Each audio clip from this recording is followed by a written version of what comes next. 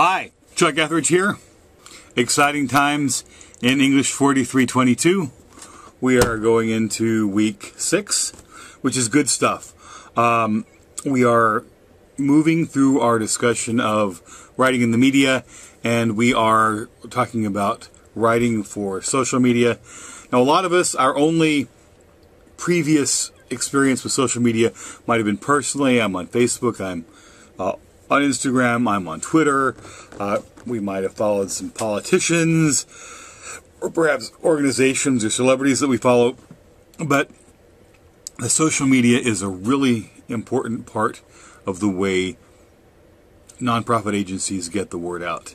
I follow a number of nonprofits myself, and the really good ones, if once you like their page, you get some kind of message about that nonprofit. Pretty much every day, it gets the word out about them. It makes people think of them. It keeps their name in front of you, the public. And we're also going to meet some new nonprofit directors that we haven't seen before in our videos. So we're going to look at some new experts this week as well. So exciting stuff. So this week we're going to be finishing up our press releases, which a number of you have indicated are challenging. And then we're going to actually be writing professionally based Facebook posts. I'd like you to make these as realistic as possible. So I did want to take one moment to talk a little bit about Portfolios 1 and how they're how you did on them.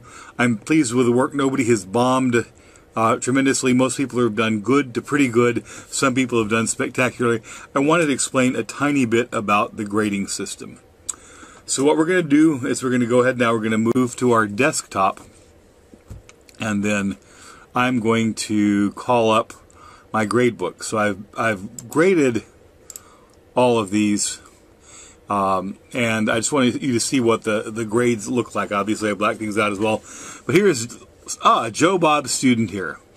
And so we go through, we see he did not turn in a critique of a memo. He got a 4 on the final draft of the memo. He turned in drafts to the organizational policy.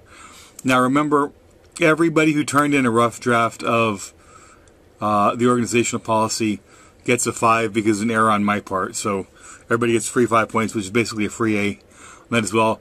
Draft of the job description turned in, and the job description critique, rough draft of the job description, and then a 4.5 on the job description. So these are all the grades that good old Joe Bob got on his Portfolio 1.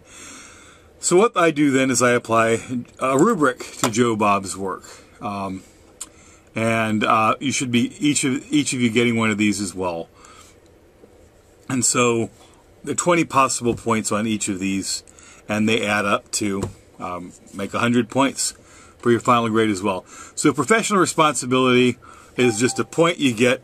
Everybody who turns in all their work on time, regardless of whether it's wonderful or terrible, gets this point. But if your work's done in on time for that entire project, you get this point. And if you think about this, that's 5 points added to your final grade at the end just by getting everything on time. Well, Joe Bob did not get his first critique in, so he doesn't get that point as well. And because he missed a reading response, he doesn't get full credit. It's a possible 2 points for the reading responses, so he missed a reading response. So he gets 1 out of 2 there as well. He did a really good job on the introductory memorandum, talking about, hey, this is what I learned about in my writing. This is how I did each of these projects that we did. This is how I did my memo, how I did my organizational policy, how I did my job description. These are things I did well. These are the things I kind of thought I had some challenges with. And then toward the end, this is what I've learned so far. These are some questions I have for you as a teacher. So you did a really good job on the reflection as well. Pretty good job on the memo. Didn't do the front loading. I had to read to the second paragraph until I figured out what he was talking about as well. Everybody gets a 5 on the policy just because of my mistake, but he did a pretty good job on the policy anyway. And the job description, pretty good. Didn't really lay out some of the qualifications as well as he could have. But pretty good overall. 4.5 is basically an A- on that as well. So then you add all these points together. So you basically, you take, no points for professional responsibility. 1 out of 2 on the reading responses. So 1 plus 2 plus 4 plus 5 plus 4.5. And that's 16.5 points. And so in that Portfolio 1 column, Joe Bob gets 16.5 points, which is pretty good. It's between, say, a B minus and a B. And if you want to figure out how that would translate to an entire semester, you multiply that by 5, because there's 20 points possible in each portfolio, 5 portfolios, so that would come out to be like a good solid B in the course. So I just basically want to explain that system, how this works. You should each get one of these rubrics for your portfolio, and if you have any questions, let me know. And just wanted to explain that system as well.